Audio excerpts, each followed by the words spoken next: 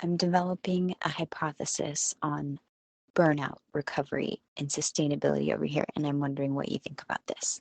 So, if you've ever read, even if you've never read, I'm about to tell you anyway, Big Magic by Liz Gilbert, one of the standout quotes is, I think perfectionism is just fear in fancy shoes and a mink coat, pretending to be elegant when actually it's just terrified. And she talks about how underneath perfectionism is this deep existential angst that says again and again, I'm not good enough and I will never be good enough. I'm wondering if sustainability and the aim of, especially after a period of burnout where you have worked yourself to complete exhaustion, fatigue, potentially like adrenal exhaustion or actual adrenal fatigue or anxiety or mental health challenges that you didn't have, but just the whole cocktail of everything that was going on was just obviously too much for your system to sustain in a way that felt nourishing to you and possibly to your relationships and obviously to your body. I'm wondering if sustainability is like perfectionism in that it's about fear, or we can use it as a form of perfectionism. When you're in the recovery mode and you're like, well, I don't want to do that again, it's almost like burnout is like food poisoning, where you get so sick and you're like, I don't even want to eat anything because I'm nervous about like if I'm even going to be able to hold it down. So this is gross because food poisoning is awful. But I'm thinking about it in terms of like when you've burned out, you had to go all out, you're spent, like you're literally, just like with food poisoning, you're completely out of commission for a little while, however long that may be. But then at some point you need to start to eat again and drink well, I mostly just drink water because I'm boring anyway. But nonetheless, you want to mix things up and you need to nourish yourself again because that's just part of your life.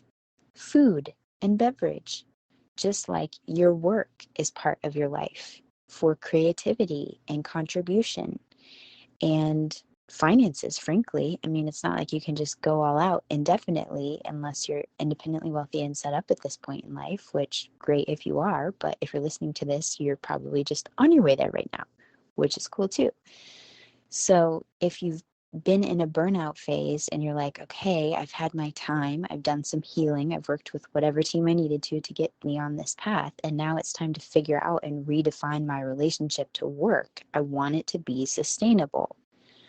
What if you're letting sustainability be the excuse to not even take the next step because you're afraid, you don't yet trust yourself not to repeat the whole dang cycle? For me personally, last time I won't name the name, but there was a like national in the US, national fast food chain. I got food poisoning probably 3 years ago, and it used to be my favorite, but I got food poisoning and I didn't eat it for like 3 years. And I did recently have it just to kind of bring the whole thing full circle and be like, okay, it's not like every time. There were like probably who knows how many times I had eaten there and everything was fine. But I had to just take my time and space. And then when I was ready, reintroduce. So likewise, redefining our relationship with work to the degree that you have control, whether it's your business or a job. It's easy to sit there.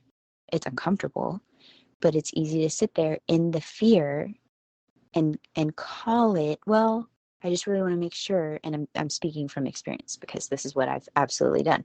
It's like, I just want to make sure it's sustainable. I don't want to commit to anything unless I know that it's going to work for me forever and ever. Amen. And unfortunately, that's just not actually how it works, because we have to try the thing. We have to eat something other than the crackers and the applesauce just to know how our system's going to handle it. Little by little, we reintroduce more complex tasks and projects, bigger goals, bigger meals. See what I'm saying? Okay, I won't keep going with that metaphor, but I hope it's actually making sense to you, because it's making perfect sense to me at this point. But it's like we have to rebuild trust. So it's not a fear of I'm not good enough. I don't think that's what the sustainability thing is, like perfectionism. I think it's just a fear of I don't trust myself not to go all in again like that, and then need to go all out again like that. And the only way to rebuild the trust in ourselves and the way that we work and how much of ourselves we give to our work is to baby step.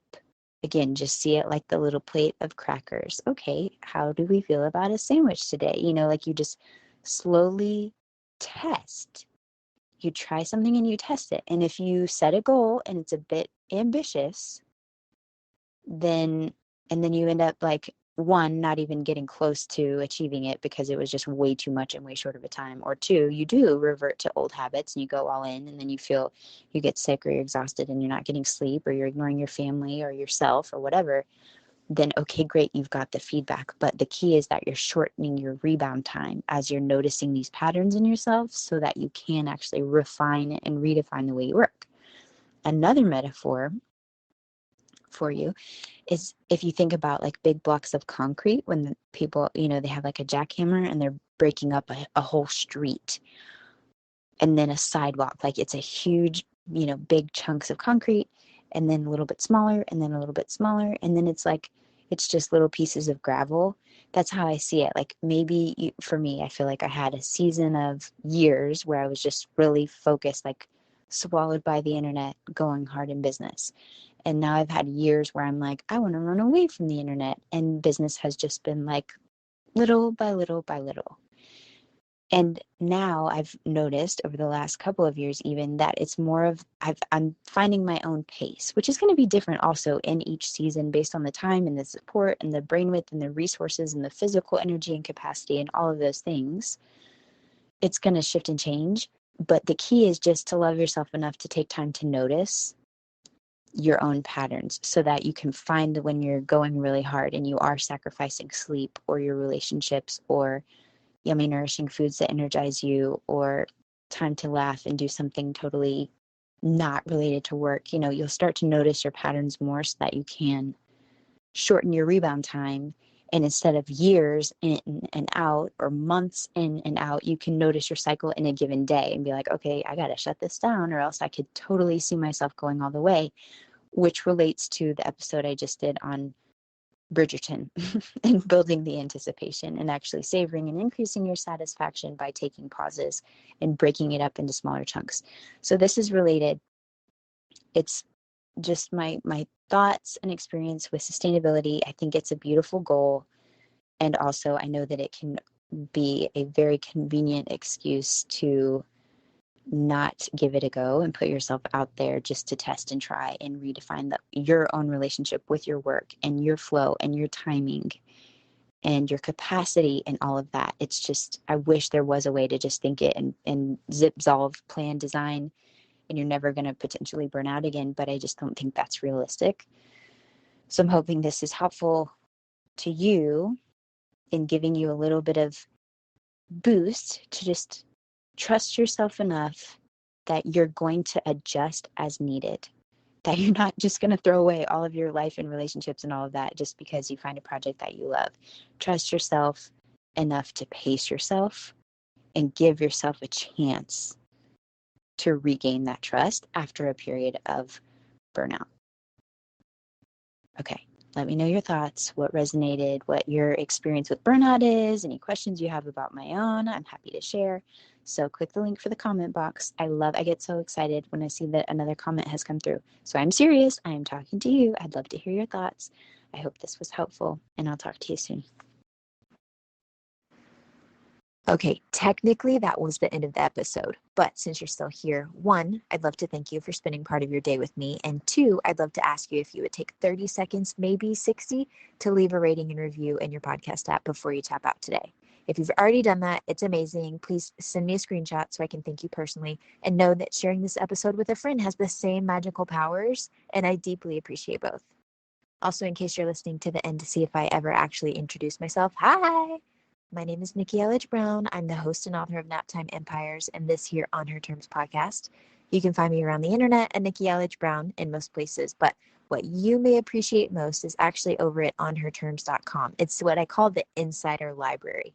It's where you can get inside scoop, first listen rights, email updates every time there's a new episode, and then special insider only bonus content. It's all over in our private feed. Okay, that's a wrap for real. I'll meet you in the next episode.